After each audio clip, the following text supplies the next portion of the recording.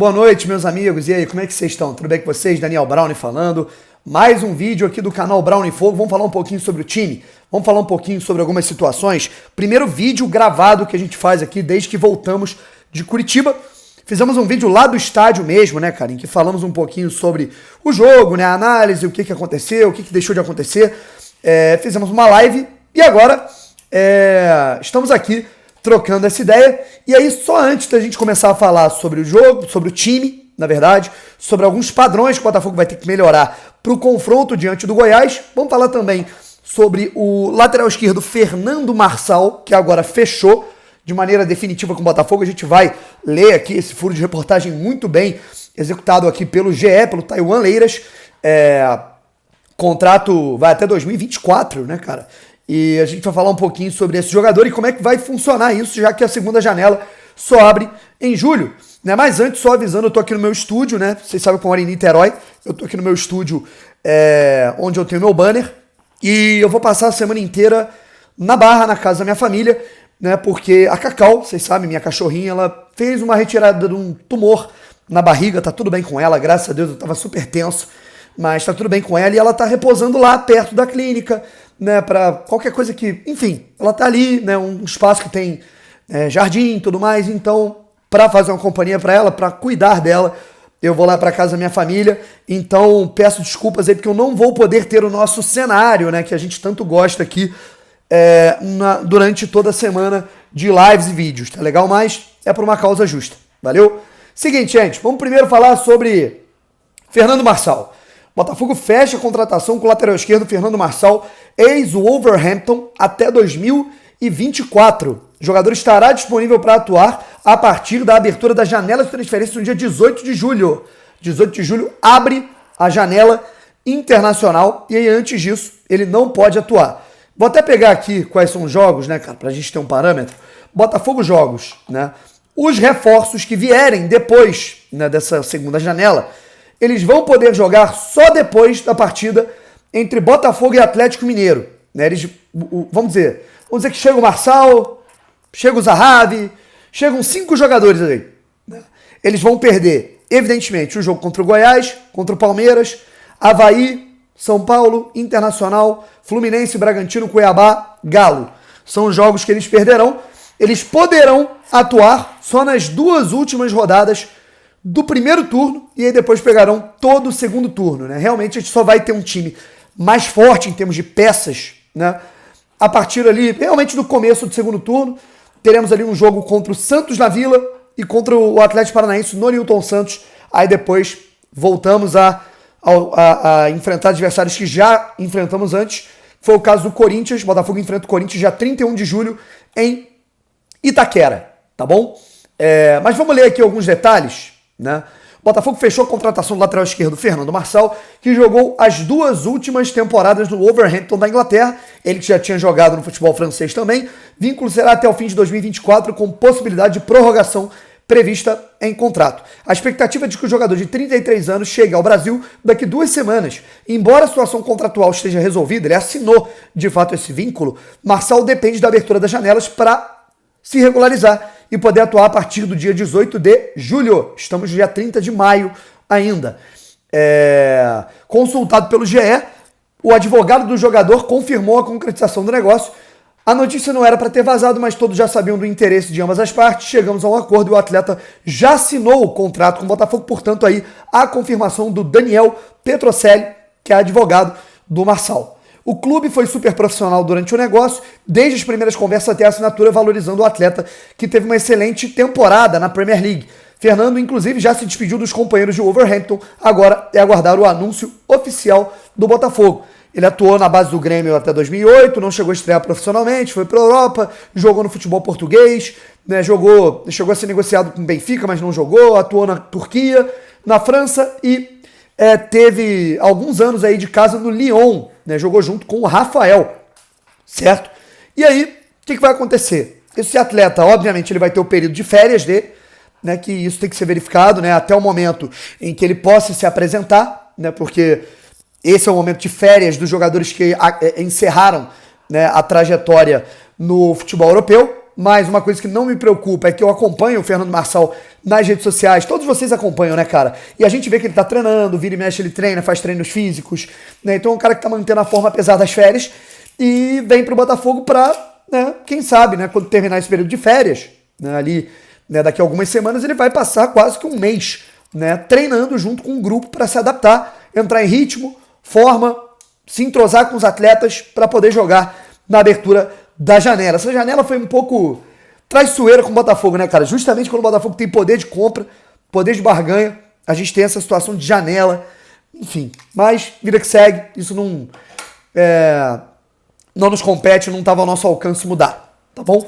Agora deixa eu falar um pouco, não só sobre Botafogo e Coritiba, mas sobre alguns comportamentos, algumas críticas que vêm sendo feitas por parte da torcida do Botafogo ao trabalho do Luiz Castro, né, e também a tudo que vem acontecendo nos últimos 2 jogos. Botafogo, Brownie, né, é uma projeção minha, né, eu esperava que eu estava pensando em pelo menos 4 pontos nesses 2 jogos contra América e Coritiba, veio apenas 1, né, muita gente estava muito empolgada, né, pô, Brownie, você tá pensando pequeno, tem que vir 6 pontos, não é questão de pensar pequeno, é uma questão de você saber que o clube tem limitações, que a equipe tem limitações, e que tem um adversário do outro lado. E um adversário que não era nem tão forte assim, até porque os dois, Coritiba e América, estavam desfalcados.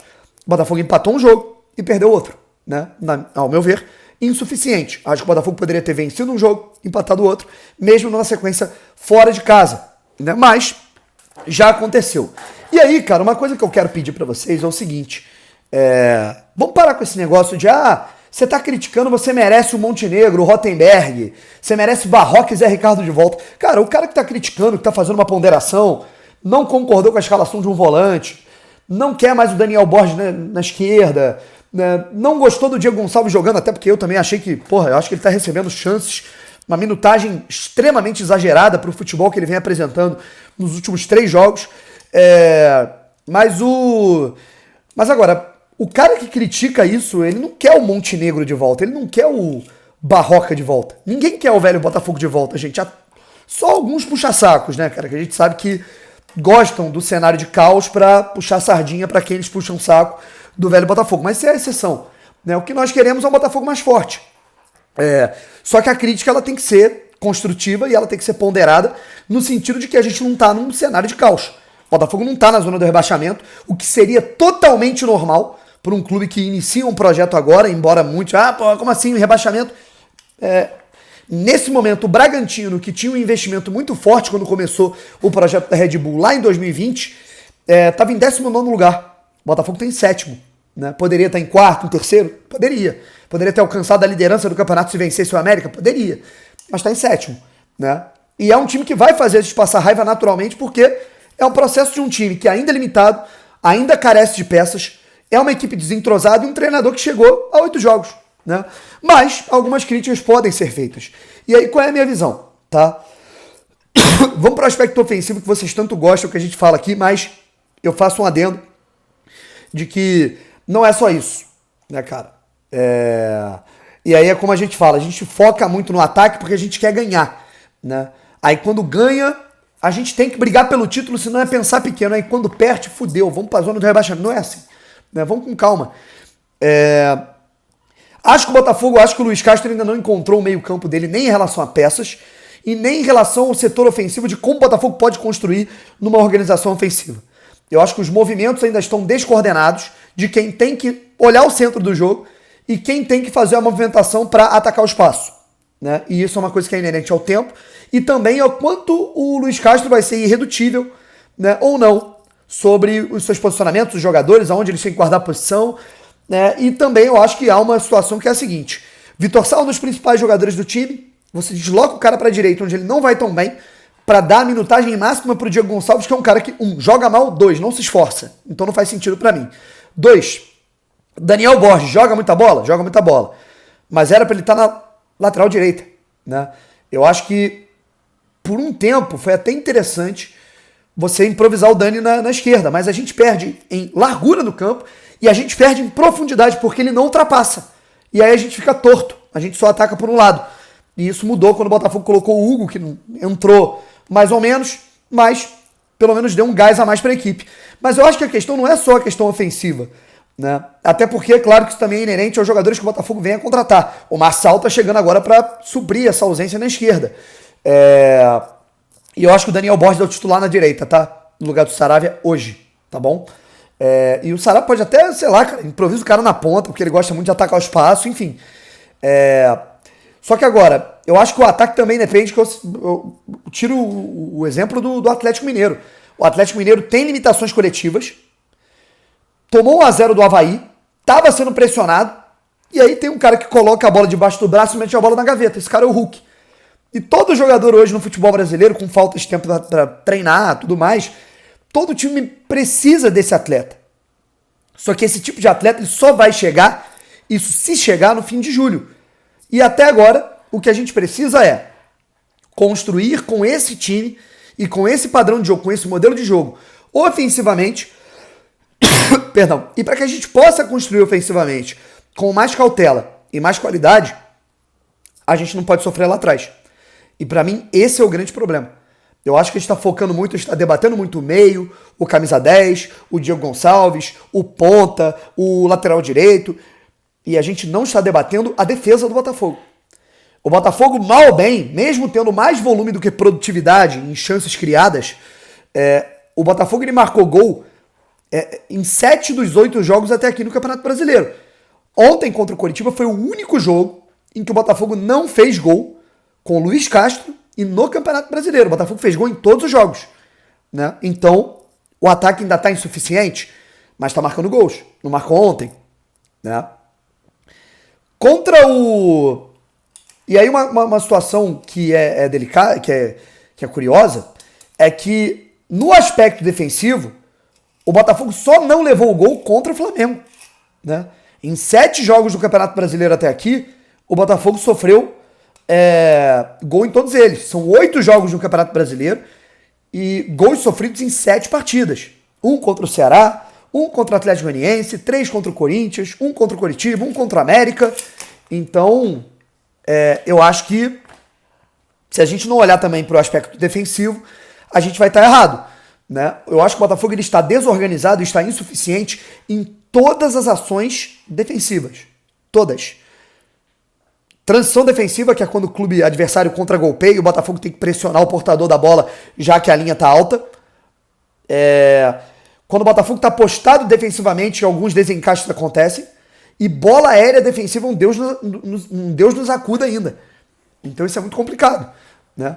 Nos últimos 4 jogos, o Botafogo tomou gols iguais. 3, tá? Eu tô inserindo a termos de desempenho o gol anulado do Gabriel do Flamengo, além do gol contra o Fortaleza, contra o América e contra o Coritiba. O Botafogo, ele tá posicionado em linha alta ou linha média. O portador da bola faz a bola coberta pro atleta por trás da defesa atacar o espaço. Seja uma bola diagonal, seja uma bola por cima, como foi contra o Coritiba.